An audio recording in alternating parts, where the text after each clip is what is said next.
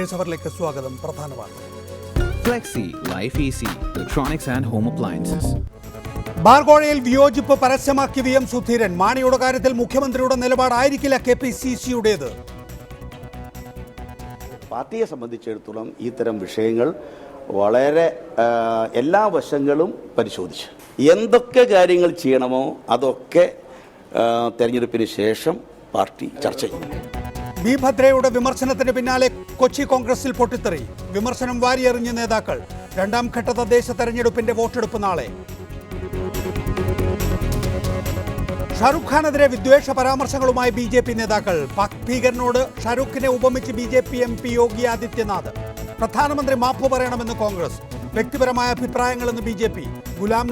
ഗുലാം അലി ഇന്ത്യയിലെ എല്ലാ പരിപാടികളും റദ്ദാക്കി. BJPയെ പ്രതിരോധിക്കാൻ അനുപം ഖേർ. തെരുവുനായ പ്രശ്നം തീർക്കാൻ ഹൈക്കോടതിയുടെ മാർഗനിർദ്ദേശം. പേ പിടിച്ചവയെ നിയമാനുസൃതം കൊല്ലാം. തദ്ദേശ സ്ഥാപനങ്ങൾ നായകൾക്ക് പുനരധിവാസ കേന്ദ്രം തുടങ്ങണം. വന്ധ്യംകരണം കാര്യക്ഷമമാക്കണം. ദില്ലി കേരള ഹൗസിലെ ബീഫ് വേട്ട ചട്ടവിരുദ്ധമെന്ന് ദില്ലി സർക്കാർ. പോലീസ് ചെന്നത് ക്രമസമാധാന പാലനത്തിനല്ല. ബീഹാറിൽ അവസാനഘട്ട തെരഞ്ഞെടുപ്പ് നാളെ. 3-2 ഭൂരിപക്ഷം മഹാസഖ്യം നേടുമെന്ന് ലാലു. ISLൽ പൂനെക്കെതിരെ കേരള ബ്ലാസ്റ്റേഴ്സിന് ജയം. Terrific from the Kerala Blasters apart from one thing. It's Dagner!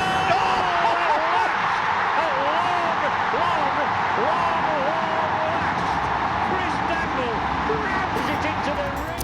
സഹകളിക്കാരനെ ഭീഷണിപ്പെടുത്തിയെന്ന പരാതിയിൽ ഫ്രഞ്ച് ഫുട്ബോൾ താരം കരീം ബെൻസെമ അറസ്റ്റിൽ.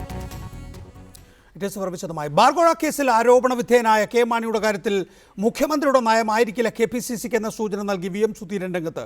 മുഖ്യമന്ത്രിക്ക് മന്ത്രിയെ സംരക്ഷിക്കേണ്ടി വരുമെങ്കിലും പാർട്ടി എടുക്കുന്ന തീരുമാനം അതാകണമെന്നില്ല. നിങ്ങൾ ഉദ്ദേശിക്കുന്ന സമയത്ത് കാര്യങ്ങളെല്ലാം പറയാനാകില്ല എന്നായിരുന്നു മാധ്യമപ്രവർത്തകരുടെ ആവർത്തിച്ചുള്ള ചോദ്യങ്ങൾക്ക് VM സുധീരന്റെ പ്രതികരണം. മാണി രാജിവെക്കേണ്ടെന്ന മുഖ്യമന്ത്രിയുടെ അഭിപ്രായം തന്നെയാണോ താങ്കൾക്കുമെന്ന ചോദ്യത്തിലാണ് സുധീരൻ സ്വന്തം നിലപാട് മറ്റൊന്നാണെന്ന സൂചന നൽകിയത്. മുഖ്യമന്ത്രിക്ക് മന്ത്രിയെ സംരക്ഷിക്കേണ്ടി വരും, എന്നാൽ പാർട്ടി എടുക്കുന്ന തീരുമാനം അതാകണമെന്നില്ല. കോൺഗ്രസിന്റെ മുഖ്യമന്ത്രി ഒരു മന്ത്രിയെ സേവ് ചെയ്യുന്നു. അല്ല, അതൊക്കെ ഭരണപരമായ കാര്യങ്ങളെ സംബന്ധിച്ചിടത്തോളം സ്വാഭാവികമായി മുഖ്യമന്ത്രിക്ക് പ്രതികരിക്കേണ്ടി വരും. അത് അദ്ദേഹത്തിൻ്റെ ഉത്തരവാദിത്തമാണ്.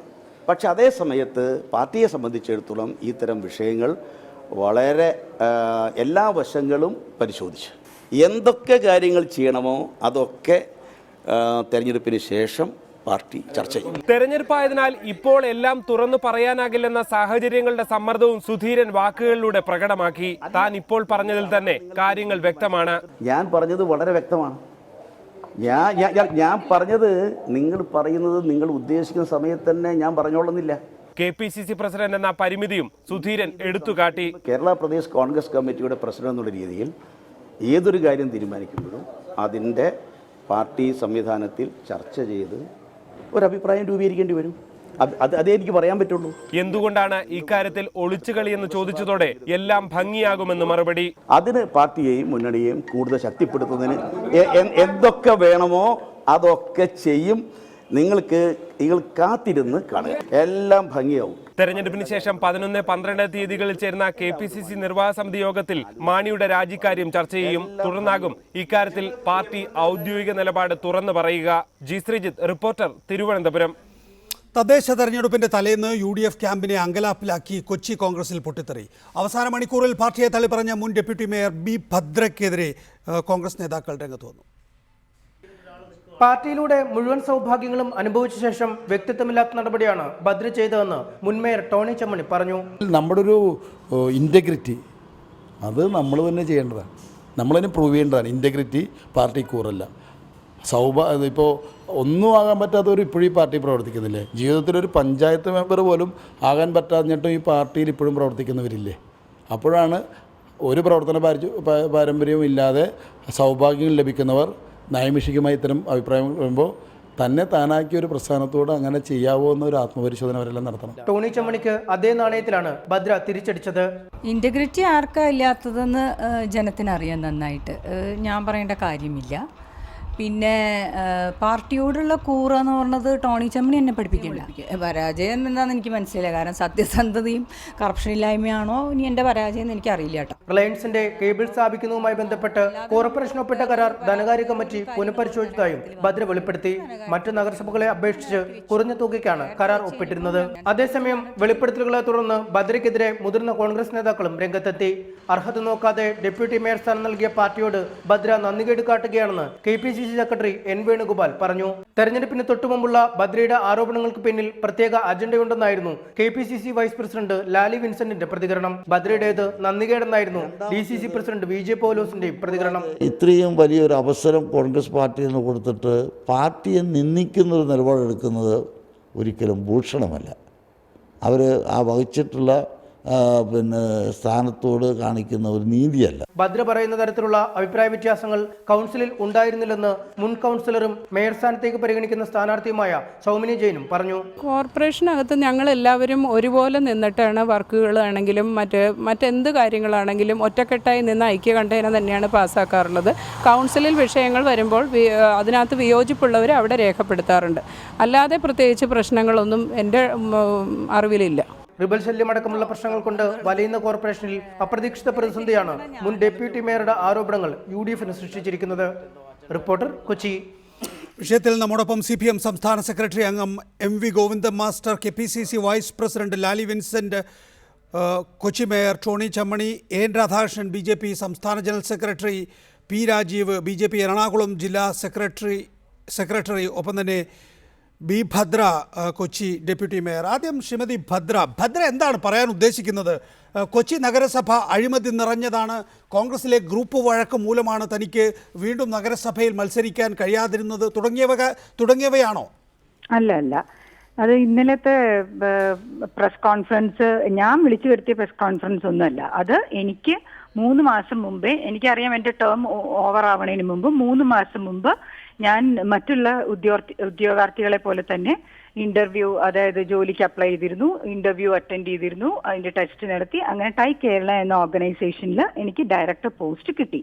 ഇത് കഴിഞ്ഞ ഉടനെ 2-ാം തീയതി ഞാൻ അവിടെ ജോയിൻ ചെയ്യുകയും ചെയ്തു. അപ്പോൾ അതിൽ നിന്ന് തന്നെ നിങ്ങൾക്കറിയാം ഞാനൊരു അധികാരമോഹത്തിനല്ല ഒന്നുമല്ല പറഞ്ഞതെന്ന്.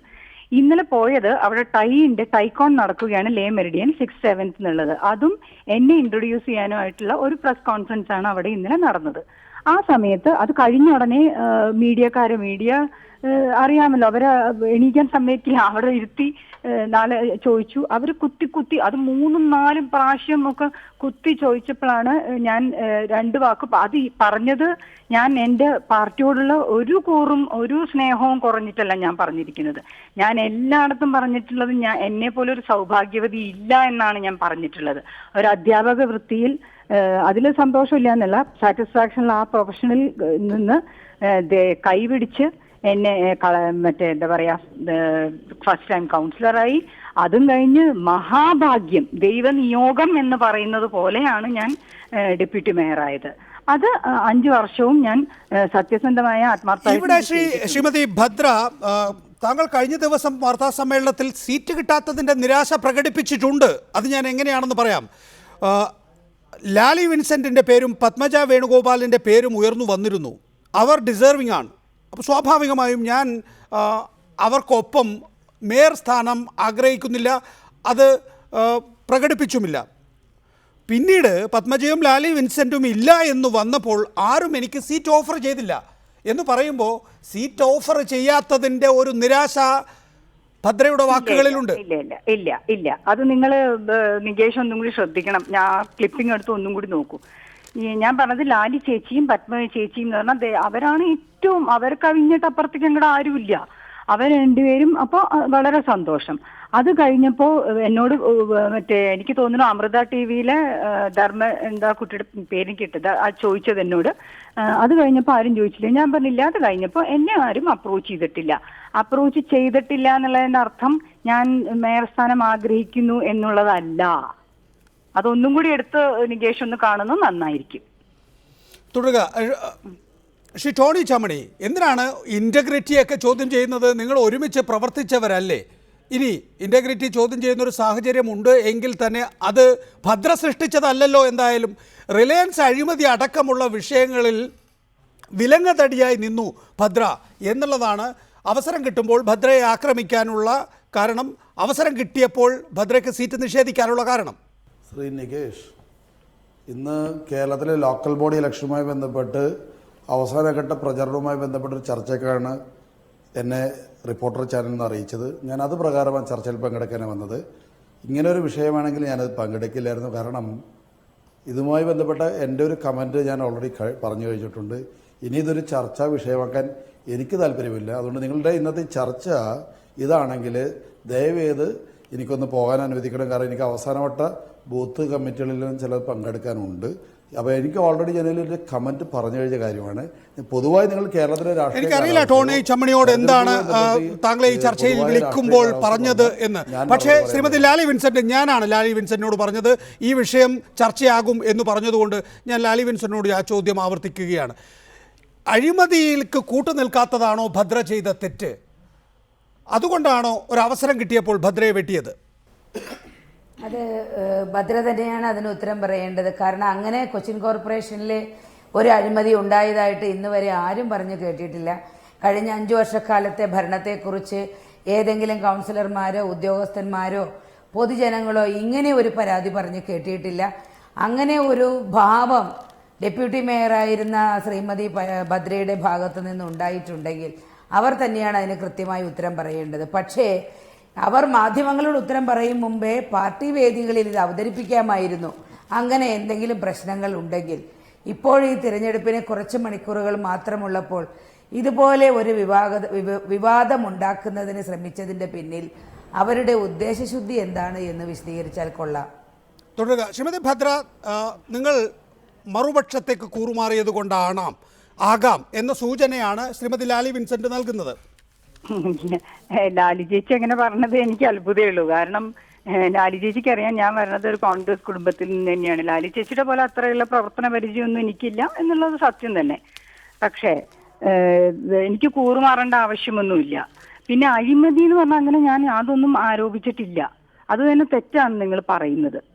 ഞാൻ അഴിമതി ആരോപണം പറഞ്ഞിട്ടില്ല. ഇന്നലെ അങ്ങനെ ഒരു ചോദ്യം വന്നിരുന്നു റിലയൻസ് അഴിമതിയുമായി ബന്ധപ്പെട്ട്. റിലയൻസ് അഴിമതി എന്നുള്ളത് ഞാനല്ല, AYF-കാര് അത് വലിയ പ്രശ്നമാക്കി എടുക്കുകയും അതിന് വിജിലൻസ് അന്വേഷണം പോവുകയോ ഒക്കെ ചെയ്ത സംഗതിയാണ്. അതിന് ഞാൻ ഒരു കമന്റും പറഞ്ഞിട്ടില്ല. രാജീവ്, അങ്ങനെ ഒരു കാഴ്ചപ്പാട് നിങ്ങൾക്കുണ്ടോ? കൊച്ചി കോർപ്പറേഷനിൽ അഴിമതി, അവിടെ ഭദ്രയുടെ ഇടപെടൽ, അപ്പോൾ ഭദ്രയ്ക്ക് അടുത്ത തെരഞ്ഞെടുപ്പിൽ മത്സരിക്കാനുള്ള അവസരം നിഷേധിക്കൽ, അങ്ങനെ ഒരു ആക്ഷേപം ഭദ്ര പോലും ഇപ്പോൾ നടത്തുന്നില്ല എന്നതുകൊണ്ട് നിങ്ങൾ ആ ആരോപണത്തിൽ തുടരുന്നുണ്ടോ? എന്നോടാണോ? അതെ, ശ്രീ രാജീവ്. അതില് റിലയൻസിന്റെ അത് നേരത്തെ ഇവിടെ പറഞ്ഞ പോലെ AYF പ്രക്ഷോഭം വന്ന് ഞങ്ങളത് പരസ്യമായി തന്നെ പറഞ്ഞിരുന്നു. അതിന്റെ ഭാഗമായി തന്നെ എനിക്ക് തോന്നുന്നു ഫിനാൻസ് കമ്മിറ്റി ഇടപെട്ടതിന് ശേഷമാണ് 1.5 കോടിയിൽ നിന്നത് 7.5 കോടിയിലേക്ക്. എനിക്ക് തോന്നുന്നു ടൈംസ് ഓഫ് ഇന്ത്യയിൽ വന്നതായി കാണുന്ന ഇന്റർവ്യൂവിൽ തന്നെ ആ ഇടപെടലിന്റെ ഭാഗമായി 7 കോടിയോളം രൂപ അധികമായി കിട്ടി എന്നുള്ള കാര്യം ഡെപ്യൂട്ടി മേയറായിരുന്ന ഭദ്ര തന്നെ വ്യക്തമാക്കിയതായി ഞാൻ വായിക്കുകയുണ്ടായി. അപ്പോൾ അത് മറ്റ് പലയിടങ്ങളിലേക്കാൾ വളരെ കുറഞ്ഞ നിരക്കിലായിരുന്നു കൊച്ചിൻ കോർപ്പറേഷൻ കൊടുത്തിരുന്നത്. അത് കൈകാര്യം ചെയ്തിരുന്നത് നേരത്തെ ഇവിടെ പ്രതികരിച്ചിരുന്ന സൗമിനി ജെയിൻ ചെയർപേഴ്സൺ ആയിട്ടുള്ള കമ്മിറ്റിയാണ്. ആ കമ്മിറ്റിയുടെ ആ ശുപാർശ അവർ അംഗീകരിച്ചതിന് എതിരായിക്കൊണ്ട് തന്നെയാണ് ഇവിടെ ഫയൽ വരുത്തിക്കൊണ്ട് ഫിനാൻസിന്റെ ചുമതല വഹിച്ചിരുന്ന ഡെപ്യൂട്ടി മേയർ നിലപാട് സ്വീകരിച്ചതെന്ന് അവിടെ പകൽ പോലെ വ്യക്തമായ കാര്യമാണ്. അപ്പൊ അങ്ങനെ വരുമ്പോ ഒരു അഴിമതി ശ്രമം നടന്നിരുന്നു എന്നുള്ളതും യഥാർത്ഥത്തിൽ കോർപ്പറേഷൻ ലഭിക്കേണ്ട പണം ലഭിക്കാതെ പോകുമായിരുന്നു എന്നുള്ളതും യാഥാർത്ഥ്യം തന്നെയാണ്. കൊച്ചി കോർപ്പറേഷനകത്ത് വിജിലൻസ് കേസുകൾ ഉൾപ്പെടെ ഒത്തിരിയേറെ അഴിമതി കേസുകൾ അത് സംബന്ധിച്ച് പല ഘട്ടങ്ങൾ ഉയർന്നു വന്നിട്ടുണ്ട്. ഇന്നലത്തെ പത്രസമ്മേളനത്തിൽ ഞാൻ കാണുകയുണ്ടായി, ഇവർ തന്നെ പറയുന്നുണ്ട് ഞാനൊരു അഴിമതിക്കും കൂട്ടുനിന്നിരുന്നില്ല. അപ്പൊ അത് സ്വാഭാവികമായിട്ടും അഴിമതി നടക്കുകയും ഇവരതിനെ കൂട്ടുനിന്നിട്ടില്ല എന്ന് എടുത്തു പറയുകയും ചെയ്യേണ്ടി വരുന്ന സാഹചര്യം കോർപ്പറേഷനകത്ത് അഴിമതി പറഞ്ഞത് തന്നെയായിരുന്നു.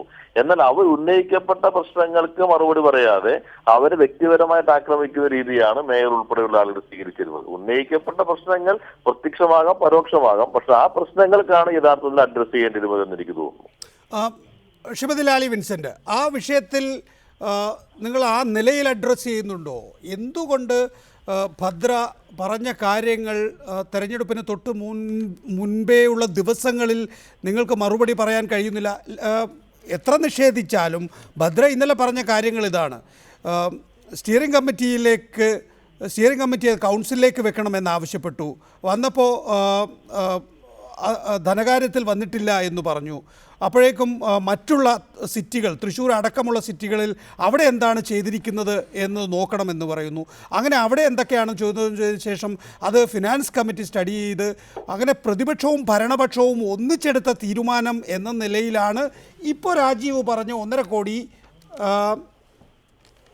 യിൽ നിന്നും അത് 7.5 കോടിയായി ഉയർന്നത്. അതൊക്കെ ഏതെങ്കിലും ഒരു ഘട്ടത്തിൽ ഉയർന്നു വരണ്ടേ? സ്വാഭാവികമായും തെരഞ്ഞെടുപ്പിൻ്റെ തൊട്ട് മുന്നിലുള്ള ദിവസമാകുമ്പോൾ നിങ്ങൾക്ക് പ്രകോപനമുണ്ടാകും. പക്ഷേ അതൊക്കെ ജനങ്ങൾ അറിയണ്ടേ? ഞാൻ 10 വർഷം കൗൺസിലറായിരുന്നയാളാണ്. ഈ ഭദ്രയുടെ കുടുംബം കോൺഗ്രസ് കുടുംബമാണ് എന്നത് ഞങ്ങൾ ബഹുമാനിക്കുന്നത് കൊണ്ടാണ്, ഭദ്രയുടെ മുത്തച്ഛനെയും അച്ഛനെയും ഒക്കെ കോൺഗ്രസ് പാർട്ടി ബഹുമാനിക്കുന്നത് കൊണ്ടാണ് ഭദ്രയെ ഞങ്ങൾ സ്ഥാനാർത്ഥിയാക്കിയതും ഭദ്രയ്ക്ക് ഡെപ്യൂട്ടി മേയർ പദവി കൊടുക്കുന്നതിൻ്റെ തീരുമാനങ്ങളിൽ പല ഘടകങ്ങളിൽ ഒന്ന് മുത്തച്ഛനെയും അച്ഛനെയും കോൺഗ്രസ് പാർട്ടി ബഹുമാനിക്കുന്നു എന്നുള്ളത് തന്നെയായിരുന്നു. ഭദ്രയുടെ പ്രവർത്തനങ്ങളിലും എനിക്ക് സംശയാസ്പദമായ രീതിയിൽ ഒരു കുറ്റവും കണ്ടുപിടിക്കാൻ സാധിച്ചിട്ടുമുണ്ടായിരുന്നില്ല. ഞാൻ ഇഷ്ടപ്പെട്ട് പ്രശംസിച്ചിരുന്ന ആൾ തന്നെയാണ് കൊച്ചിൻ കോർപ്പറേഷനിലെ ആദ്യത്തെ വനിതാ ഡെപ്യൂട്ടി മേയർ കൂടിയായിരുന്ന ഭദ്ര. ഇവിടെ കൊച്ചിൻ കോർപ്പറേഷനിലെ ഭരണപക്ഷം പ്രതിപക്ഷം എന്നൊന്നില്ല. ഭരണത്തിൻ്റെ നിയമപ്രകാരം എല്ലാ കമ്മിറ്റികളിലും UDFൻ്റെ ആളുകളുമുണ്ട്, LDFൻ്റെ ആളുകളുമുണ്ട്. ഒരാൾ ചെയർമാനായിരിക്കും എന്ന് മാത്രമേ ഉള്ളൂ കമ്മിറ്റികളിൽ. കൗൺസിലിലും അങ്ങനെ തന്നെയാണ്. ഭരണപക്ഷം പ്രതിപക്ഷം എന്ന് എളുപ്പത്തിൽ പറയുന്നതാ. നമ്മുടെ ത്രിതല പഞ്ചായത്ത് നിയമപ്രകാരം വിശദാംശങ്ങളാണ്. കൊച്ചി കോർപ്പറേഷനിൽ അഴിമതി നിറഞ്ഞതായിരുന്നു. അഴിമതി നിറഞ്ഞ കൊച്ചി കോർപ്പറേഷനിൽ അഴിമതി ഒഴിവാക്കുന്നതിന് വേണ്ടിയുള്ള ഇടപെടൽ നടത്തിയ വനിതാ ഡെപ്യൂട്ടി മേയറെ തൊട്ടടുത്ത തെരഞ്ഞെടുപ്പിൽ കോൺഗ്രസ് ശിക്ഷിച്ചോ? അതാണ് ചോദ്യം.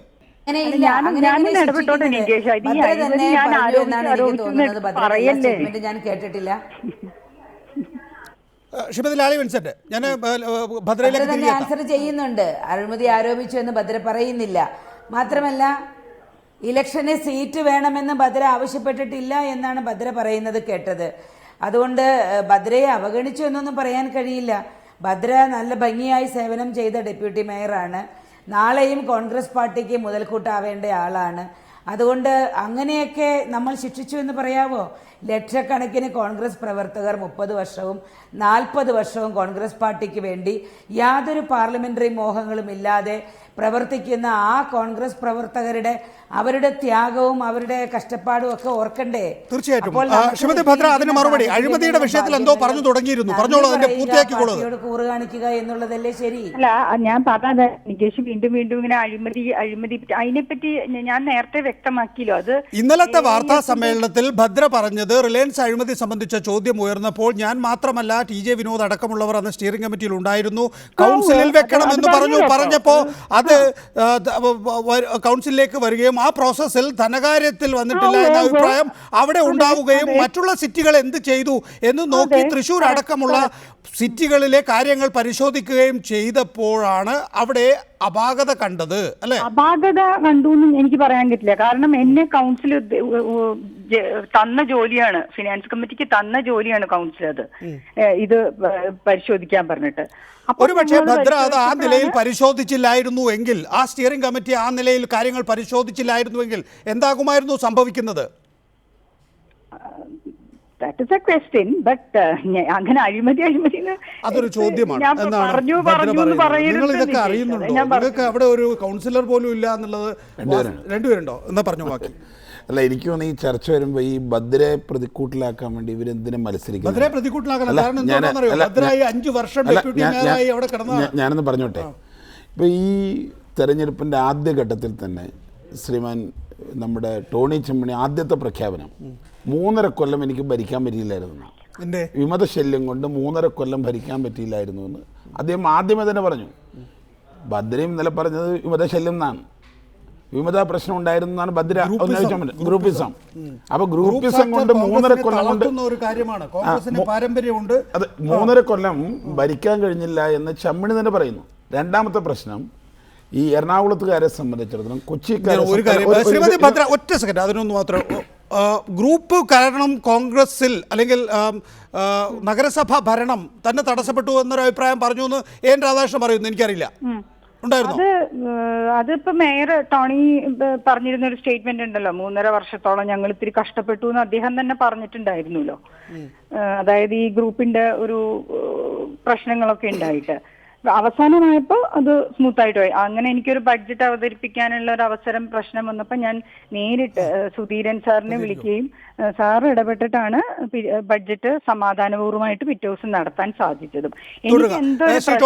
താങ്കളെ കുറിച്ച് വ്യക്തിപരമായ ഒരു പരാമർശം വന്നതുകൊണ്ട് അക്കാര്യത്തിൽ മറുപടി പറയാൻ താങ്കൾക്ക് സാധിക്കുമെങ്കിൽ മാത്രം പറയുക. കാരണം താങ്കൾ പറഞ്ഞതുപോലെ ഒരു തെരഞ്ഞെടുപ്പിന്റെ പൊതുചിത്രത്തിന് വേണ്ടി എന്ന നിലയിലാണ് താങ്കളെ ക്ഷണിച്ചിട്ടുള്ളതെങ്കിൽ എനിക്കതിന് ഉത്തരവാദിത്തമില്ല. എങ്കിൽ പോലും ചർച്ചയിൽ നിന്ന് അതുകൊണ്ടാണ് ഈ ഘട്ടം വരെ ഞാൻ ഒഴിവാക്കിയത്. പക്ഷേ താങ്കൾ അങ്ങനെ പറഞ്ഞു എന്ന് ഇവിടെ ശ്രീ എൻ രാധാകൃഷ്ണൻ ചൂണ്ടിക്കാണിക്കുന്നു, നേരത്തെ ശ്രീ പി രാജീവ് പറയുന്നു.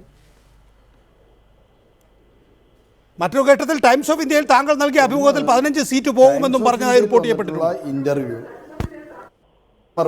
മറുപടി പറയാം. ടൈംസ് ഓഫ് ഇന്ത്യയിൽ വന്നതായിട്ടുള്ള ഇന്റർവ്യൂ അത് തെറ്റാണ്. ഞാൻ പ്രസ് കൗൺസിൽ ഓഫ് ഇന്ത്യക്ക് ആ പത്രത്തിനെതിരെയും ആ വാർത്ത എഴുതിയ എന്നെ ഇന്റർവ്യൂ ചെയ്ത സുനിൽകുമാർ എന്ന് പറയുന്ന പത്രപ്രവർത്തകനെതിരെ പ്രസ് കൗൺസിൽ ഓഫ് ഇന്ത്യക്ക് പരാതി കൊടുത്തിരിക്കുകയാണ്. അതിൽ വന്നിട്ടുള്ള എല്ലാ കാര്യങ്ങളും തെറ്റാണ്. അതുകൊണ്ട് ആ വാർത്ത അടിസ്ഥാനമാക്കിയൊരു ചർച്ച പ്രസക്തിയില്ല. കാരണം ആ വാർത്ത ഞാൻ ചോദ്യം ചെയ്ത് പ്രസ്താവന കൊടുത്തിട്ടുള്ളതാണ്. മറ്റൊന്ന്, കൗൺസിൽ ഭരണസമിതിയിലെല്ലാം സ്വാഭാവികമായിട്ടും അംഗങ്ങൾ തമ്മിൽ അഭിപ്രായ വ്യത്യാസങ്ങളുണ്ടാവും. ഞങ്ങളുടെ ഭരണസമിതിയിലും അത്തരത്തിൽ അംഗങ്ങളുടേതായ വ്യത്യസ്തമായ അഭിപ്രായങ്ങളുണ്ടായി. അത്തരം അഭിപ്രായ വ്യത്യാസങ്ങൾ ഉണ്ടായപ്പോൾ പാർട്ടി സജീവമായിട്ട് ഇടപെട്ട് അതെല്ലാം പരിഹരിക്കുകയും ഫ്ലോറിൽ വളരെ വ്യക്തമായി എല്ലാ അംഗങ്ങളും പിന്തുണച്ച് ബഡ്ജറ്റ് പാസ്സാകുകയും ആ ബഡ്ജറ്റിന് പ്രകാരമുള്ള പദ്ധതികൾ, പ്രത്യേകിച്ച് മിഷൻ കൊച്ചി എന്ന പദ്ധതി എല്ലാം ഞങ്ങൾക്ക് ഭംഗിയായി നടപ്പിലാക്കാൻ സാധിച്ചത് എല്ലാ UDF അംഗങ്ങളുടെയും അകമഴിഞ്ഞ പിന്തുണ ഉള്ളതുകൊണ്ട് തന്നെ ശ്രീ എൻ വേണുഗോപാൽ ഉൾപ്പെടെയുള്ള ആളുകളുടെ എല്ലാം പിന്തുണ അവസാന ഘട്ടങ്ങളിൽ വളരെ സജീവമായിട്ടുണ്ട്. അതുകൊണ്ട് ഞങ്ങൾക്ക് ഒരുപാട് കാര്യങ്ങൾ ചെയ്യാൻ ശ്രദ്ധിച്ചു. അഭിപ്രായ വ്യത്യാസങ്ങൾ സ്വാഭാവികമാണ്. അതൊന്നും എല്ലാ പാർട്ടിയിലില്ലേ, CPM-ലില്ലേ, CPM-ൽ അഭിപ്രായ വ്യത്യാസങ്ങളില്ലേ. അപ്പോൾ അഭിപ്രായ വ്യത്യാസങ്ങൾ എല്ലാ ജനാധിപത്യ പാർട്ടികളിലും ഉണ്ടാവും. അത് ഞങ്ങളുടെ പാർട്ടിയിലുണ്ടെങ്കിൽ ഞങ്ങളത് കൃത്യമായി ഒരുമിച്ചിരുന്ന് പരിഹരിക്കാൻ ശ്രമിക്കും. CPM-ൽ പരിഹാരം തേടാൻ സാധിക്കുന്നില്ല. അതുകൊണ്ട് കൊച്ചി കോർപ്പറേഷൻ കഴിഞ്ഞ 5 വർഷം ഗംഭീരമായി മേയറും ഡെപ്യൂട്ടി മേയറും സ്റ്റാൻഡിംഗ് കമ്മിറ്റി ചെയർമാനോടൊപ്പം ഞങ്ങളുടെ ഭരണസമിതി ഭംഗിയായി പ്രവർത്തിക്കാൻ സാധിച്ചെന്ന് കൊച്ചി നഗരത്തിലെ ജനങ്ങൾക്ക് ബോധ്യമായിട്ടുണ്ട്. ഒരു കുഴപ്പമില്ല. അല്ല, ഞാൻ നേരത്തെ ഇപ്പോൾ ലാലി വിൻസെൻ്റ് ചർച്ചയിൽ സംസാരിച്ചല്ലോ, ഈ കേരളത്തെ സംബന്ധിച്ചും പ്രത്യേക എറണാകുളത്തുകാരെ സംബന്ധിച്ചും ഏറ്റവും പ്രിയപ്പെട്ട ആളാണ് മഹാകവി ജി. അദ്ദേഹത്തിൻ്റെ പേരിലൊരു സ്മാരകം ഉണ്ടാക്കണം എന്ന് നേരത്തെ തന്നെ ചർച്ച ചെയ്യപ്പെടും. 1 ഏക്കർ സ്ഥലം ആദ്യം അലോട്ട് ചെയ്താണ്, പിന്നെ 50ആയി, 25ആയി, പിന്നെ ഇല്ലാതായി. ഇതിനെ സംബന്ധിച്ച് ശക്തമായ അഭിപ്രായം സ്വാഭാവികമായിട്ട് ഭദ്ര പ്രകടിപ്പിച്ചു. കാരണം ഭദ്ര വീട്ടിൽ നിന്നാണ് വരുന്നത്. അപ്പോൾ ജി ശങ്കരക്കുറുപ്പിനെ പോലുള്ള ഒരാളെ അവഗണിച്ചു. ആ ജി ശങ്കരക്കുറുപ്പിനെ കുറിച്ച് അവഗണനയ്ക്കെതിരായിട്ടുള്ള പ്രതിഷേധം രേഖപ്പെടുത്തിയിട്ടുണ്ട്. അതുകൊണ്ട് അത് സ്വാഭാവികമായിട്ടും ഒരു ചർച്ച ചെയ്യപ്പെടേണ്ടതായ വിഷയമായി മാറി. കാരണം അത് അട്ടിമറിച്ച് റവന്യൂ വകുപ്പാണെന്ന് സംശയിക്കപ്പെടേണ്ടതായ സാഹചര്യം ഉണ്ടാകുന്നു. കേരളത്തിന്റെ മുഖ്യമന്ത്രി ശങ്കരക്കുറുപ്പിനെ കുറിച്ചൊന്നും നമുക്ക് ആർക്കും പരാതിയോ അല്ലെങ്കിൽ പക്ഷേ ഒരു വിഷയമാണോ ഇവിടുത്തെ കൊച്ചി നഗരം? അങ്ങനെ ഒരു അഭിപ്രായം ഭദ്രയ്ക്ക് തന്നെ ഉണ്ടോ? എന്താ പറയൂ. ജി ശങ്കരക്കുറുപ്പ് ശരിയാണ്, അദ്ദേഹത്തിന്റെ സംഭാവനകളെല്ലാം നമ്മൾ മാനിക്കുന്നു. അത് അപ്പൂപ്പന്റെ കാര്യം എന്നുള്ളത് കൊണ്ട് അതെനിക്ക് അനുവദിച്ചു തന്നില്ല, എന്റെ കുടുംബത്തിന് അത് അനുവദിച്ചു തന്നില്ല എന്ന് പറഞ്ഞ് നഗരസഭ ആകെ തള്ളിപ്പറയുകയാണോ ഭദ്ര? അല്ലല്ല, അത് അങ്ങനെ പറയരുത്. എന്റെ മുത്തച്ഛൻ നല്ലതല്ലല്ലോ. ആണോ? മഹാകവി ഫസ്റ്റ് ജ്ഞാനപീഠ അവാർഡ് വിന്നറാണ് അല്ലേ? അദ്ദേഹത്തിന് വേണ്ടിയിട്ട് എത്രയോ വർഷങ്ങളായിട്ട് ഗോശ്രീ പാലത്തിനടുത്ത് 1 ഏക്കർ സ്ഥലം ഇട്ടിരുന്നു. ഞങ്ങൾക്ക് സ്മാരകമൊന്നും വേണ്ട, ഞങ്ങളുടെ വീടാണ്, ഞങ്ങളുടെ മനസ്സുമാണ് ഞങ്ങളുടെ മുത്തച്ഛൻ്റെ സ്മാരകം. പക്ഷെ അങ്ങനെ അലോട്ട് ചെയ്തു. ആ സ്ഥലം പുറകെ നടന്ന് അത് 1 ഏക്കറിൽ നിന്ന് 50ആയി, 50ൽ നിന്ന് 25ആയി. അത് കഴിഞ്ഞിട്ട് റവന്യൂ മിനിസ്റ്ററും ഓഫീസിൽ കയറി ഇറങ്ങാത്ത ദിവസമില്ല. അവസാനം ക്യാബിനറ്റിൽ വെക്കണമെന്ന് പറഞ്ഞു, ക്യാബിനറ്റിൽ വെച്ചില്ല. അത് കഴിഞ്ഞ് ഉമ്മൻചാണ്ടി സാറിനെ നേരെ കണ്ടപ്പോൾ അദ്ദേഹം പറഞ്ഞു, ഭദ്ര ഞാൻ വേഗം പറഞ്ഞിട്ടുണ്ട് അവരോട് വെച്ചോളാം എന്ന് അദ്ദേഹവും പറഞ്ഞതാണ്. അവർക്കൊക്കെ തിരക്കുള്ളവരാണോ? അവർക്ക് അതിനുള്ള നേരമുണ്ടോ? അപ്പോൾ ഇതൊക്കെയാണ് ശ്രീ ടോണി ചമ്മണി വിഷയങ്ങൾ. അല്ല അത് ഇപ്പൊ ബാലിശമായി എന്ന് നിങ്ങൾ പറയുന്നു. ബാലിശമല്ല അത്. ബാലിശം എന്ന് പറഞ്ഞാൽ എന്നെ സംബന്ധിച്ചിടത്തല്ല. ഞാൻ ഈ 5 വർഷം നിങ്ങൾ കോൺഗ്രസ് ഇരുന്നിട്ട് എന്തുകൊണ്ട് നിങ്ങളത് ചെയ്തില്ല എന്ന് നാട്ടുകാർ എനിക്കും ഇല്ലേ ഒരു എന്താ പറയാ ആത്മാഭിമാനം. ഇല്ല, ഭദ്ര നേരത്തെ ജി ശങ്കരക്കുറുപ്പിന്റെ ഒരു സ്മാരകം സംബന്ധിച്ച് ഒരേക്കർ സ്ഥലം ഭോശ്രീ പാലത്തിന് സമീപം അനുവദിച്ചതാണ്. പക്ഷേ അത് ലഭ്യമാക്കുന്നതിനുള്ള നടപടികൾ റവന്യൂ വകുപ്പും കോർപ്പറേഷനും എടുത്തില്ല എന്നുള്ളതൊരു ദുഃഖമായി, ഒരു സ്വകാര്യ ദുഃഖമായി കൊണ്ടു നടക്കുന്നു ഭദ്ര. വളരെ ചുരുക്കി നമുക്ക് അടുത്ത ഘട്ടത്തിലേക്ക് പോകണം. വിനോദ് മാസ്റ്റർ കാത്തിക്കുന്നു. ആ കാര്യത്തിൽ ഭദ്ര പറയുന്നത് പൂർണ്ണമായും ശരിയാണ്. ഒരേക്കർ സ്ഥലം നഗരസഭയ്ക്ക് ഗവൺമെൻറ് അനുവദിച്ചിട്ടുള്ളതാണ്. അത് ജി സ്മാരകം എന്ന നിലയിൽ അന്ന് ശ്രീ എ കെ ആന്റണി മുഖ്യമന്ത്രിയായപ്പോൾ അനുവദിച്ചിട്ടുള്ളതാണ്. അത് ഒരു ഏക്കർ തന്നെ നഗരസഭയിൽ ലഭിക്കേണ്ടതായിട്ടുണ്ട്. ആ കാര്യത്തിൽ ഗവൺമെൻറ് വ്യത്യസ്തമായ നിലപാട് സ്വീകരിക്കുകയാണെങ്കിൽ തീർച്ചയായിട്ടും ഞാനും എൻ്റെ എതിർപ്പ് ആ കാര്യത്തിൽ ശക്തമായി ഇത് രേഖപ്പെടുത്തും. മഹാകവി ജിക്ക് ഒരു സ്മാരകം, ആ സ്മാരകത്തിന് അന്നത്തെ മുഖ്യമന്ത്രി അനുവദിച്ച സ്ഥലം തന്നെ ലഭിക്കേണ്ടതായിട്ടുണ്ട്. ആ കാര്യത്തിൽ ഗവൺമെന്റിന്റെ ഭാഗത്ത് എന്തെങ്കിലും രൂപത്തിലൊരു കാലാവസ്ഥ ഉണ്ടായിട്ടുണ്ടെങ്കിൽ ആ കാര്യത്തിൽ പി രാജീവ്, അവസാന ഘട്ടത്തിലേക്ക് ഈ ചക്കളത്തി പോരാട്ടം നിങ്ങൾ ഉപയോഗപ്പെടുത്തുന്നുണ്ടോ തെരഞ്ഞെടുപ്പ് രംഗത്ത്? തെരഞ്ഞെടുപ്പിന് തൊട്ട് മുമ്പ്, ഒരു ദിവസം മുമ്പാണ് ഈ വാർത്ത വലിയ അക്ഷരത്തിൽ എഴുതി കാണിക്കുന്നത് ടെലിവിഷൻ മാധ്യമങ്ങളിലും ഒപ്പം തന്നെ അച്ചടി മാധ്യമങ്ങളിലും. ഇത് കൃത്യമായി ഉപയോഗിക്കുന്നുണ്ടോ നിങ്ങൾ? അല്ല, ജനങ്ങൾ ഇതെല്ലാം കാണുന്നുണ്ടല്ലോ. യഥാർത്ഥത്തിൽ ഈ ടോണി ചമ്മണി നിഷേധിച്ചെങ്കിൽ പോലും ആദ്യം അദ്ദേഹം നിഷേധിച്ച് 10-15 സിറ്റിംഗ് സീറ്റുകൾ നഷ്ടപ്പെടുമെന്ന ഭാഗമായിരുന്നു. ആ ഇന്റർവ്യൂ തന്നെയാണ് ഈ ഭാഗം പറഞ്ഞത് 3.5 വർഷക്കാലം പ്രവർത്തിക്കാൻ കഴിഞ്ഞിരുന്നില്ല. ഇപ്പോൾ ശ്രീമതി ഭദ്ര പറയുന്നു അവസാനത്തെ ബഡ്ജറ്റ് അവതരിപ്പിക്കാനായി KPCC പ്രസിഡന്റിന്റെ സഹായം തേടേണ്ടി വന്നു. അപ്പൊ 3.5-ക്ക് ശേഷവും ഇതേപോലെ തന്നെയായിരുന്നു. അപ്പൊ സ്മാർട്ട് ആകാൻ ശ്രമിക്കുന്ന ഒരു നഗരം UDFന്റെ കയ്യിലേക്കാണ് പോകുന്നതെങ്കിൽ എത്രമാത്രം മോശപ്പെട്ട അവസ്ഥയായിരിക്കും, ഒരു ഭരണസമരം തന്നെ ആയിരിക്കും എന്ന് വ്യക്തമാക്കുന്ന കാര്യങ്ങളാണ് പുറത്തേക്ക് വന്നിട്ടുള്ളത്.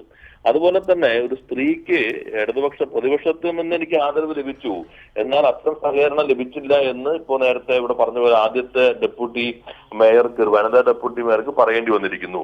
നേരത്തെ ആദ്യത്തെ വനിതാ മേയറായ മേഴ്സി വില്യംസിന്റെ കാറിലേക്ക് കോൺഗ്രസുകാർ അന്ന് ചാണകവെള്ളം ഒഴിച്ചതായിട്ടുള്ള വാർത്തയിൽ നമ്മൾ നേരത്തെ ശ്രദ്ധയിലുണ്ടായിരിക്കും. അപ്പോ ഇത്തരം വനിതകളോട് പോലും ഇങ്ങനെ സമീപനമാണ് സ്വീകരിക്കുന്നത് എന്ന് കോൺഗ്രസിന്റെ ഡെപ്യൂട്ടി മേയർക്ക് തന്നെ പറയേണ്ടി വന്നിരിക്കുന്നു. പ്രതിപക്ഷമാണ് എനിക്ക് അങ്ങനെ ബഹുമാനവും ആദരവും നൽകിയത്. ഇതെല്ലാം നമ്മുടെ നാട്ടിലെ ജനങ്ങൾ കാണുന്നുണ്ട്.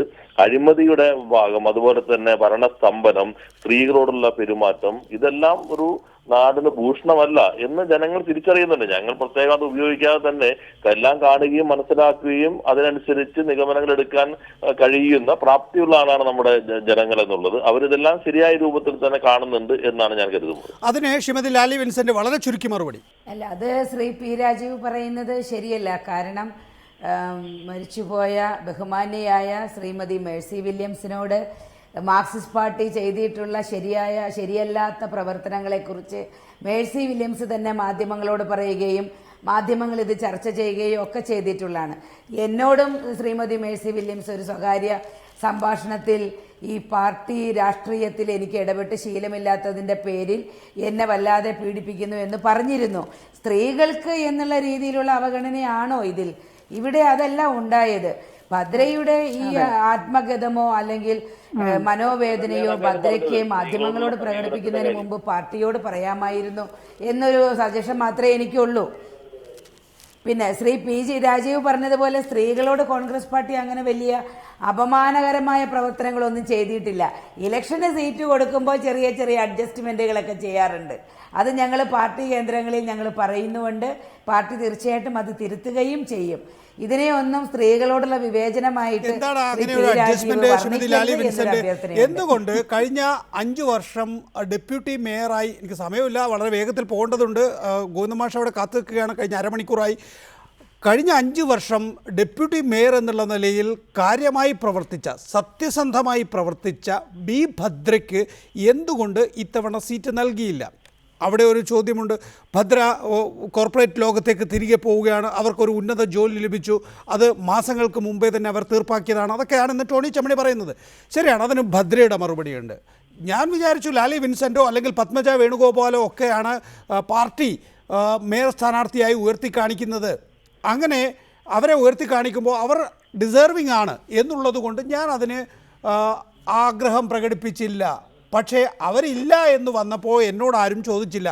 അതുകൊണ്ടാണ് ഈ ഗ്രൂപ്പിസത്തെ പറയുന്നത്. ഗ്രൂപ്പ് ഫാക്ടർ കോൺഗ്രസിനെ തളർത്തുന്ന ഒരു കാര്യമായി ഇപ്പോഴും ഭദ്ര ഉറച്ചു നിൽക്കുന്നത് ആ വിഷയത്തിലാണ്.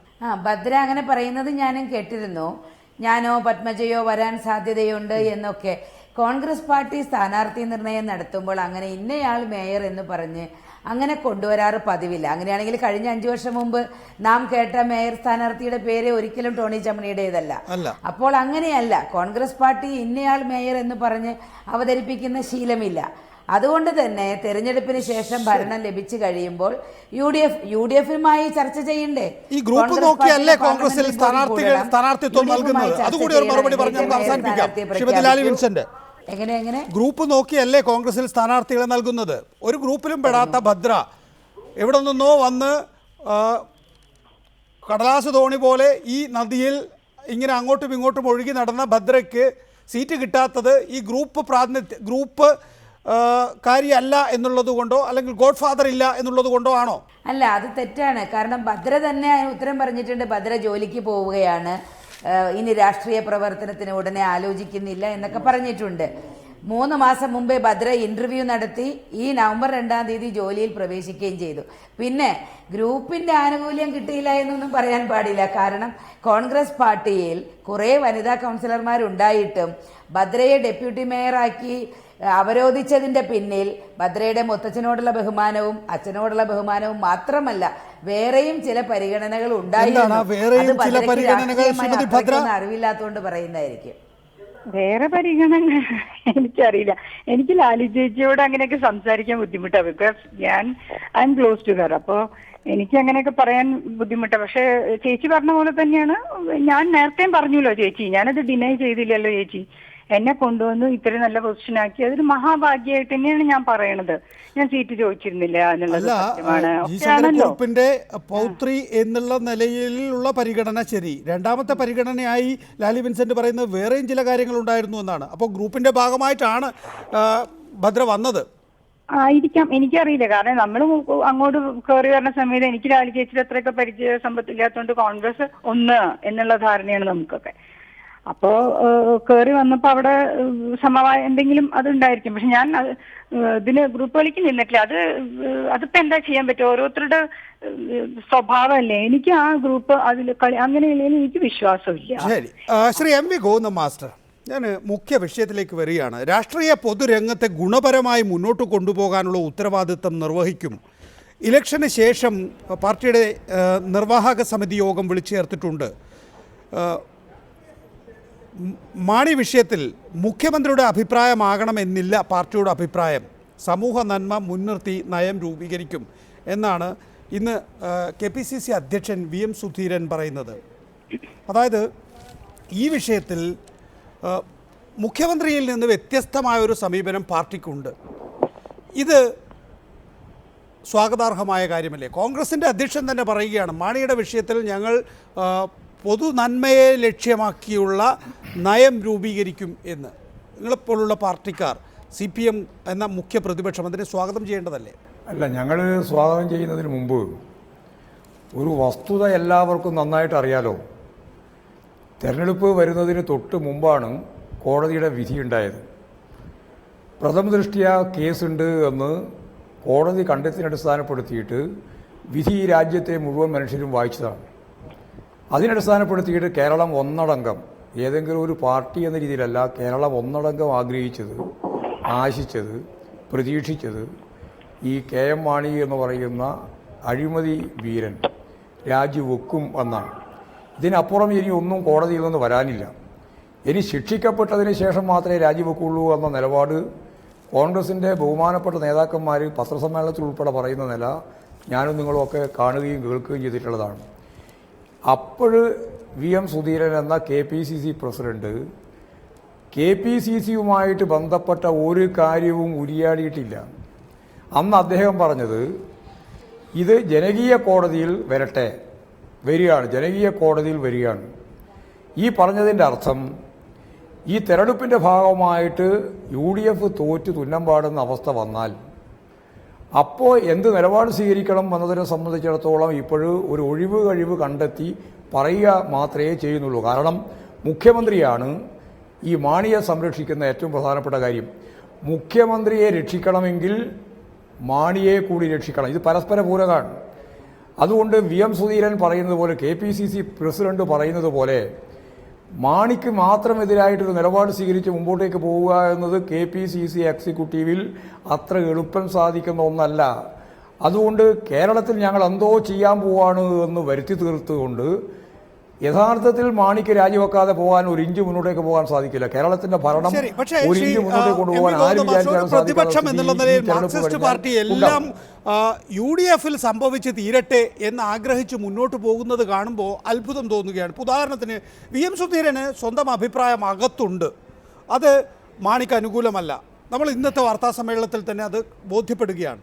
ഔചിത്യം കൊണ്ടാണ് പറയാത്തത് എന്ന് പോലും മാധ്യമപ്രവർത്തകരോട്, നിങ്ങൾ പത്രപ്രവർത്തകനാണല്ലോ, നിങ്ങൾക്ക് ഔചിത്യമുണ്ടല്ലോ, അതുപോലെ ഒരു രാഷ്ട്രീയ പ്രവർത്തകൻ എന്നുള്ള നിലയിൽ എനിക്ക് ഔചിത്യമുണ്ട് എന്ന് VM സുധീരൻ പറയുകയാണ്. ഒരു സ്പൂൺ ഇട്ട് VM സുധീരൻ്റെ തൊണ്ടയിൽ നിന്ന് ആ അഭിപ്രായം പുറത്തെടുക്കാനുള്ള ഉത്തരവാദിത്തം, അതെന്നിട്ട് ഇലക്ഷനിൽ ഉപയോഗിക്കാനുള്ള ഉത്തരവാദിത്തം നിങ്ങൾ മാർക്സിസ്റ്റ് പാർട്ടിക്കാർക്കല്ലേ? അതെന്തുകൊണ്ടാണ് നിർവഹിക്കാത്തത്? അല്ല, ഞങ്ങളൊരു കാര്യം വ്യക്തമാക്കിയിട്ടുണ്ടല്ലോ. ഈ ഇലക്ഷൻ്റെ മുമ്പ് തന്നെ പറഞ്ഞിട്ടുണ്ട്, മാണി രാജിവെക്കേണ്ടതാണ്. മാണി രാജിവെക്കണമെന്ന് പറയാൻ തുടങ്ങിയിട്ട് കുറേ കാലമായി. ഈ പ്രശ്നം ഉയർന്നു വന്ന ഘട്ടത്തിൽ ഓരോ സന്ദർഭത്തിലും പറഞ്ഞിട്ടുണ്ട്. ഏറ്റവും അവസാനമാണ് കോടതി വിധി പ്രഥമ ദൃഷ്ട്യാ കേസുണ്ട് എന്ന് ഉറപ്പിച്ചു വന്നത്. അതോടുകൂടി രാജിവെക്കണമെന്നുള്ള ആവശ്യം കേരളത്തിലെ മുഴുവൻ ജനങ്ങളുടെയും ഒരാവശ്യമായിട്ട് മാറിയപ്പോൾ ഇടതുപക്ഷ ജനാധിപത്യ മുന്നണി ആ ആവശ്യത്തിൻ്റെ മുമ്പിൽ തന്നെ നിൽക്കുന്ന നിലയാണ് സ്വീകരിച്ചത്. പക്ഷേ അന്ന് UDF-ൻ്റെ നേതൃത്വ നിലയിലുണ്ടായിരുന്ന ഉമ്മൻചാണ്ടി തന്നെ കേരളത്തിൻ്റെ മുഖ്യമന്ത്രി രാജിവെക്കുന്ന പ്രശ്നമേ ഇല്ല, ഞാൻ മുമ്പ് രാജിവെച്ചിട്ടില്ല, പാം ഓയിൽ കേസിൻ്റെ ഭാഗമായി ഞാൻ രാജിവെച്ചിട്ടില്ല, അതുകൊണ്ട് മാണി രാജിവെക്കേണ്ട കാര്യമില്ല, ഞാൻ അന്ന് രാജിവെച്ചിരുന്നുവെങ്കിൽ എന്തായി പോകുമായിരുന്നു എന്നൊക്കെ ചോദിച്ച് ജനങ്ങളുടെ മുമ്പിൽ ഏറ്റവും ശക്തമത്തായ രീതിയിൽ മാണിയെ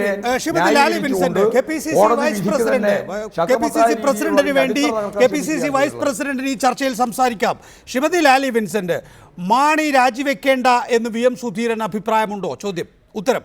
അതേക്കുറിച്ച് തുടർച്ചയായി ഞാൻ അഭിപ്രായം പറയുന്നുണ്ട്. പാർട്ടി ചർച്ച ചെയ്ത് പിന്നീട് അഭിപ്രായം പറയും. രാഷ്ട്രീയത്തെയും പൊതുരംഗത്തെയും ഗുണപരമായി മുന്നോട്ട് നീക്കാനുള്ള ഉത്തരവാദിത്തം നിർവഹിക്കും. ജനങ്ങളുടെ നന്മ, സമൂഹത്തിൻ്റെ നന്മ മുൻനിർത്തി നയം രൂപീകരിക്കും. അതിനാസ്പദമായ കാര്യങ്ങൾ ചർച്ച ചെയ്ത് തീരുമാനിക്കും എന്നാണ്. അപ്പോൾ അടുത്ത ചോദ്യം, നിർവാഹക സമിതി നിലപാടെടുക്കുന്നതിന് മുമ്പ്, അതായത് വരാനിരിക്കുന്ന നിർവാഹക സമിതി നിലപാടെടുക്കുന്നതിന് മുൻപ് മുഖ്യമന്ത്രി മാണിയെ രക്ഷിക്കുന്നത് എന്തിനാണ് എന്നാണ് ചോദ്യം. അത് ഭരണപരമായ കാര്യം, മുഖ്യമന്ത്രിക്ക് പ്രതികരിക്കേണ്ടി വരും, അത് അദ്ദേഹത്തിൻ്റെ കാര്യം. പാർട്ടിയെ സംബന്ധിച്ച് എല്ലാ വശങ്ങളും പരിശോധിച്ച് തീരുമാനമെടുക്കും. ചോദ്യം, ഒഴിഞ്ഞു മാറുകയാണോ VM സുധീരൻ? നിങ്ങൾ ഉദ്ദേശിക്കുന്ന സമയത്ത് തന്നെ ഞാൻ പറഞ്ഞുകൊള്ളണമെന്നില്ല. KPCC അധ്യക്ഷൻ എന്ന നിലയിൽ പാർട്ടി സംവിധാനത്തിൽ ചർച്ച ചെയ്ത് മാത്രമേ അഭിപ്രായം രൂപീകരിക്കാൻ കഴിയൂ. ഇപ്പോൾ ഇലക്ഷൻ ഉണ്ട്, അതുകൊണ്ട് മാണിയുടെ കാര്യത്തിൽ എനിക്ക് അഭിപ്രായം പറയാൻ വയ്യ എന്നാണ് പറയുന്നത്. ഇതിനേക്കാൾ മൂത്ത കോൺഗ്രസ് നേതാവാണല്ലോ ശ്രീ AK ആൻ്റണി. അദ്ദേഹം പറയുന്നത് ധാർമ്മികത എന്ന് പറയുന്നത് വ്യക്തിപരമായ വിഷയമാണെന്നാണ്. ശരി, അവിടെ ഫുൾ സ്റ്റോപ്പ് ഇടാം. പക്ഷേ ഫുൾ സ്റ്റോപ്പ് മാത്രം പോരാ. കേരളത്തിന് ഒരു പാരമ്പര്യമുണ്ട്. ധാർമ്മികത എന്ന് പറയുന്നത് വ്യക്തിപരമാണ് എന്ന് പറയുന്ന AK ആൻ്റണിയും VM സുധീരനും ധാർമ്മികത പാർട്ടിക്ക് വേണ്ടേ എന്ന ചോദ്യം അഭിമുഖീകരിക്കേണ്ടതല്ലേ ഈ നാട്ടിൽ? അതുണ്ടോ ഇല്ലയോ എന്നുള്ളത് പോട്ടെ, അതിന് ഉത്തരം തരാൻ നിങ്ങൾ ബാധ്യസ്ഥരല്ലേ ശ്രീമതി ലാലി വിൻസെന്റ്? ഇവിടെ ധാർമ്മികത നഷ്ടപ്പെട്ടിട്ടില്ലല്ലോ കോൺഗ്രസ് പാർട്ടിക്ക്. കോൺഗ്രസ് പാർട്ടി 11-ാം തീയതി കൂടുന്ന കമ്മിറ്റിയിൽ ഈ വിഷയം ചർച്ച ചെയ്ത് തീർച്ചയായും അതിന് മറുപടി ജനങ്ങളോട് പറയും എന്ന് തന്നെയല്ലേ KPCC പ്രസിഡന്റ് പറഞ്ഞത്? 11-ാം തീയതി വരെ മാണിക്കെതിരായ കോടതി വിധി 29-ാം തീയതി വന്നതാണ്. ഒരാഴ്ച പിന്നിടുകയാണ് ശ്രീമതി ലാലി വിൻസെന്റ്. ധാർമ്മികത വ്യക്തിപരമാണ് എന്ന് പറയുന്ന AK ആൻ്റണിയും VM സുധീരനും ധാർമ്മികത കോൺഗ്രസ് പാർട്ടിക്ക് വേണ്ടേ എന്ന ചോദ്യം നേരിടുന്നു. ഞാൻ ചോദിക്കുന്നു, അതിന്റെ ഉത്തരം എന്താണ്? അല്ല, ഞാൻ ആ വിധി വളരെ കൃത്യമായി ഇന്നിരുന്ന് പഠിച്ചതാ. ആ വിധിയിൽ പറഞ്ഞിരിക്കുന്നത് ഫർദർ ഇൻവെസ്റ്റിഗേഷൻ വേണമെന്നാണ്. ഫർദർ ഇൻവെസ്റ്റിഗേഷൻ ഉത്തരവാണ്. അതിൽ പറയുന്നത് 25 ലക്ഷം രൂപ KM മാണി കൈക്കൂലി വാങ്ങിയെന്നതിന് സാഹചര്യ തെളിവുണ്ട്, കേസെടുക്കാവുന്നതാണ്. ഫർദർ അന്വേഷണം, കൂടുതൽ ഇൻവെസ്റ്റിഗേഷൻ ആവശ്യപ്പെടുന്നത് മറ്റു 3 കാര്യങ്ങൾക്കാണ്. അതെല്ലാം ചേർത്തിട്ടാണ് ഇനിയിപ്പോൾ സുകേശൻ റിപ്പോർട്ട് നൽകേണ്ടത്. നമ്മൾ ആ വിധിയിലേക്ക് പോകുന്നില്ല. പക്ഷേ ധാർമ്മികത വ്യക്തിപരമാണ് എന്ന് പറയുന്ന കോൺഗ്രസ് നേതാക്കൾ ധാർമ്മികത കോൺഗ്രസിന് വേണ്ട എന്നാണോ പറയുന്നത്? അല്ല, ശ്രീ AK ആൻ്റണി ഒരു തെറ്റായ ഒരു ആരോപണം ഉണ്ടായപ്പോൾ തന്നെ രാജിവെച്ച് മാതൃക കാട്ടിയ ഞങ്ങളുടെ പ്രിയപ്പെട്ട നേതാവാണ്. പക്ഷേ ശ്രീ KP വിശ്വനാഥൻ മറ്റൊരു ആരോപണത്തിന്റെ പുറത്ത് രാജിവെക്കേണ്ടി വരികയും പിന്നീട് അദ്ദേഹം നിരപരാധിയാണ് എന്ന് തെളിയുകയും ചെയ്തപ്പോൾ അദ്ദേഹത്തോട് ചെയ്ത ആ തെറ്റ് തിരുത്താൻ കഴിഞ്ഞില്ല. അങ്ങനെയുള്ള രാഷ്ട്രീയ സാഹചര്യം കൂടെ നമുക്കുണ്ടായിട്ടുണ്ട്. സ്വാഭാവികമായും ഈ വിഷയങ്ങളെല്ലാം ചർച്ചയ്ക്ക് വരും. പിന്നെ ഘടകകക്ഷിയുമായി UDF ചർച്ച ആവശ്യമാണ്. മുസ്ലിം ലീഗിന്റെ അഭിപ്രായം അറിയാനുണ്ട്, കോൺഗ്രസിന്റെ അഭിപ്രായം അറിയാനുണ്ട്, കേരള കോൺഗ്രസിന്റെ അകത്ത് തന്നെ ചർച്ചകൾ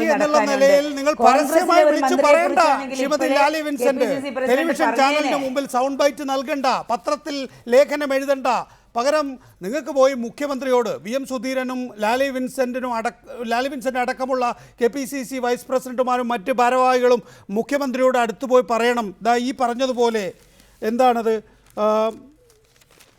പൊതുനന്മ മുൻനിർത്തിയുള്ള തീരുമാനം മാത്രമേ കോൺഗ്രസിന് എടുക്കാൻ കഴിയൂ. അടുത്ത നിയമസഭാ തെരഞ്ഞെടുപ്പിന് ജനകീയ അടിത്തറ വിപുലമാക്കുന്നതിന് വേണ്ടിയുള്ള നയരൂപീകരണത്തിൻ്റെ ഭാഗമായി നമ്മുടെ മന്ത്രിസഭയിൽ ഒരു അഴിമതിക്കാരൻ ഇരുന്നുകൂടാ. അതുകൊണ്ട് മുഖ്യമന്ത്രി ദയവായി KM മാണിയെ വിളിച്ച് കാര്യം പറയണം എന്ന് പറയാനുള്ള ആർജവം പോലും ഈ സുധീരനില്ലല്ലോ. അങ്ങനെയല്ല 11-ാം തീയതി KPCC കൂടണമല്ലോ. ശ്രീ സുധീരൻ ചെയ്യുന്നത് വളരെ ജനാധിപത്യപരമായിട്ടാണ്. KPCCയിൽ ചർച്ച ചെയ്ത് തീരുമാനിക്കാതെ ഒരു നിർണായക തീരുമാനവും അദ്ദേഹം ജനങ്ങളോടാവട്ടെ മന്ത്രിമാരോടാവട്ടെ പറയില്ല. മുഖ്യമന്ത്രിക്ക് തൻ്റെ മന്ത്രിയോട് പറയാം. അതാണ് അദ്ദേഹം പറഞ്ഞത്. ഇത് ഞങ്ങളുടെ പ്രശ്നം കോൺഗ്രസ് മന്ത്രിയല്ല എന്നുള്ളതാ. കോൺഗ്രസ് മന്ത്രിയാണെങ്കിൽ പാർട്ടിക്ക് കുറെ കൂടി ശക്തമായി ഉടനെ ഘടകകക്ഷിയുമായിട്ടുള്ള വിഷയത്തിൽ സാവകാശം ആവശ്യമാണ്.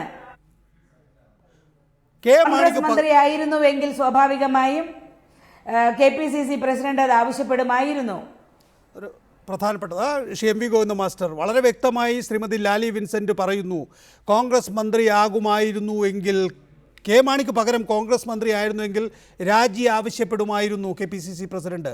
ഇതിനേക്കാൾ നല്ല ഉത്തരം വേറെ എവിടെ കിട്ടും? അതെ, ആ പറഞ്ഞിട്ടുള്ളത് വളരെ ശരിയാണ്.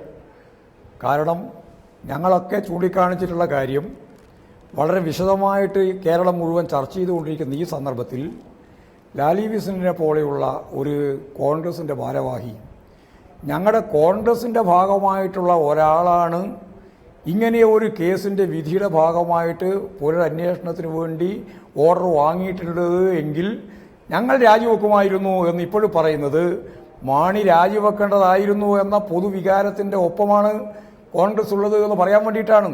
പക്ഷേ നേരത്തെ ചൂണ്ടിക്കാണിച്ചതുപോലെ വ്യക്തിപരമാണ് ധാർമ്മികത എന്ന് ചൂണ്ടിക്കാണിച്ചുകൊണ്ട് കേരളത്തിലെ ഈ അഴിമതി ഭരണത്തെ വെള്ളപൂശാൻ നടത്തിയിട്ടുള്ള ശ്രമമാണ് യഥാർത്ഥത്തിൽ AK ആന്റണിയും VM സുധീരനും നടത്തിയിട്ടുള്ളത്.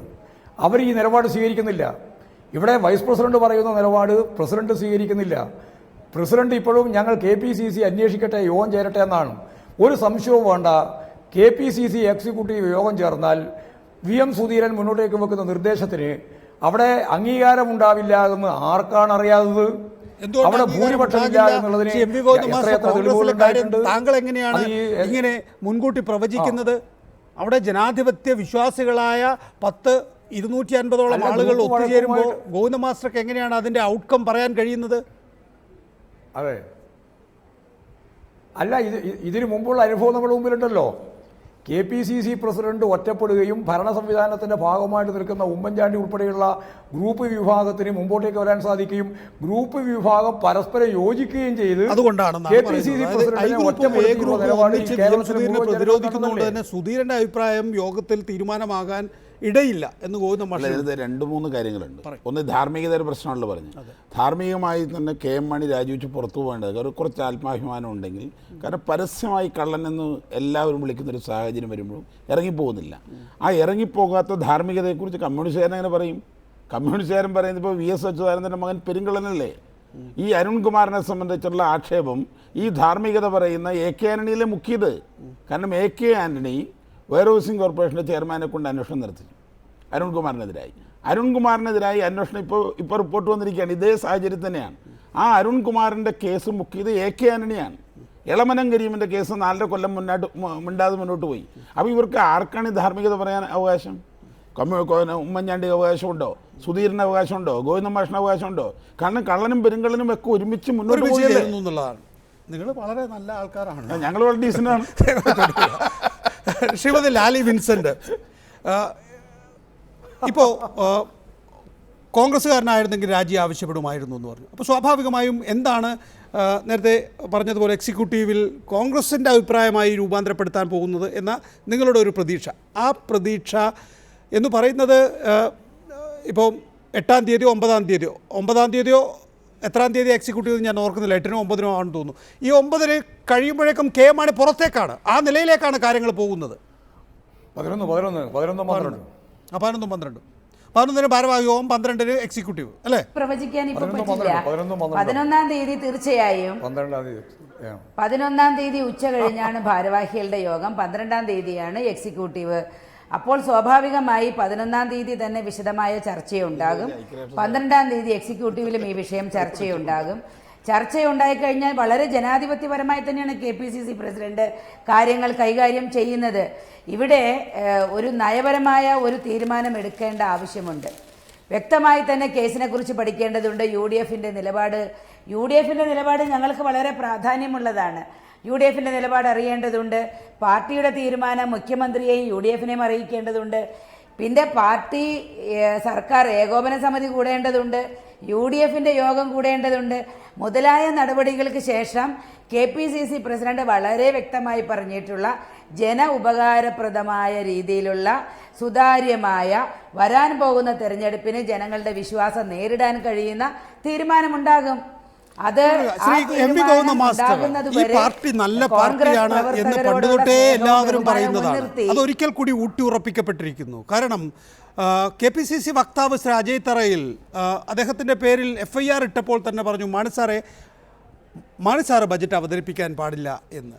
ഇതാ ഇപ്പോൾ KPCC vice president Shrimati Lali Vincent പറയുന്നു ഞങ്ങളുടെ പാർട്ടിക്കാരനായിരുന്നെങ്കിൽ എടുത്ത് പുറത്ത് കളഞ്ഞേനെ എന്ന്. പക്ഷെ നിങ്ങളുടെ ഭാഗത്തു നിന്ന് വേണ്ടത്ര പ്രതികരണം ഉണ്ടാകുന്നില്ല. അതാണ് ഇന്നത്തെ മലയാള മനോരമയിലെ വാർത്ത. UDF വിട്ട് വരുന്ന ഏത് പാർട്ടിയുമായും ചർച്ച നടത്തും. മാണിയില്ലാത്ത മാണി കോൺഗ്രസിനെ നിങ്ങൾ ആഗ്രഹിക്കുന്നുണ്ട്. അതുകൊണ്ട് ഒന്ന് അഡ്ജസ്റ്റ് ചെയ്ത് പിടിക്കുകയാണ്. നേരത്തെ ശ്രീ N രാധാകൃഷ്ണൻ പറഞ്ഞതുപോലെ ഒരു കാര്യമില്ല, ഞാനങ്ങനെ പറഞ്ഞിട്ടുമില്ല. ഞാൻ പറഞ്ഞത് വളരെ വ്യക്തമായിട്ട് മനോരമയിലെ അവസാനത്തെ ഭാഗം പറഞ്ഞിട്ടുണ്ട്.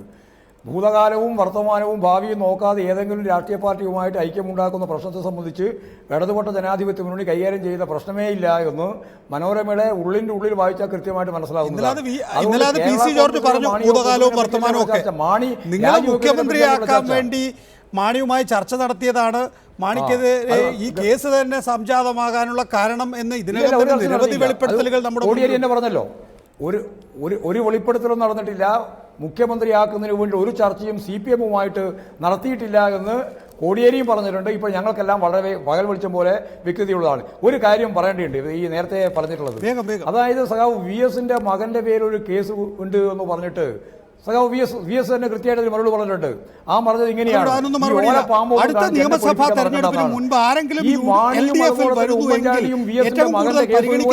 വീരേന്ദ്രകുമാറിന്റേതാണ്. എന്തെങ്കിലും ഒരു ധാരണയായിട്ടുണ്ടോ?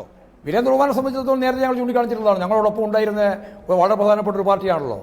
അല്ല, അതിന് പ്രയോറിറ്റി കൊടുക്കുമ്പോൾ ചർച്ച ഏതാണ്ട് 75%, 80%, 85%, 90% ഞങ്ങൾക്ക് പറയാനില്ല. ഇല്ല. ശിഥിലീകരിക്കപ്പെട്ട ഒരു UDF-ൽ നിന്ന് പല ആളുകളും പുറത്തേക്ക് കടക്കുമ്പോൾ ആ പുറത്തേക്ക് കടക്കുന്നവരുമായിട്ടുള്ള നിലപാടെന്തായിരിക്കും എന്നുള്ളതാണ് ചൂണ്ടിക്കാണിച്ചത്.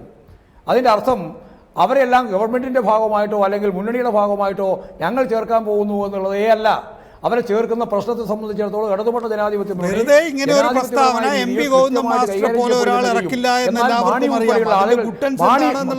പറയുന്നില്ലെങ്കിൽ ആളുകൾ ഊഹിച്ചെടുക്കും. ശ്രീ ഗോവിന്ദ മാസ്റ്ററെ, ഇല്ല, മാണി രാജിവെക്കുക എന്ന നയത്തിൽ നിന്ന് പിന്തിരിയാതെ UDF തകർന്ന് തരിപ്പണമാവുന്ന പശ്ചാത്തലത്തെ എങ്ങനെയാണ് കേരളത്തിൽ ഇടതുപക്ഷ രാഷ്ട്രീയം, ഇടതുപക്ഷ ജനാധിപത്യ മുന്നണി ഫലപ്രദമായിട്ട് കൈകാര്യം ചെയ്യേണ്ടതെന്നുള്ള കാര്യം ചർച്ച ചെയ്യുമെന്നാണ് ഞാൻ ചൂണ്ടിക്കാണിച്ചത്. ഈ ചർച്ച അവസാനിപ്പിക്കാൻ എനിക്ക് Tony Chammany, Kochi mayor N Radhakrishnan, BJP സംസ്ഥാന general secretary P Rajeev, Ernakulam ജില്ലാ secretary CPIM B Bhadra, deputy mayor, വളരെ നന്ദി. 8 അവറിൽ പങ്കെടുത്തതിന്. 8 അവർ അവസാനിക്കുന്നു. നമസ്കാരം.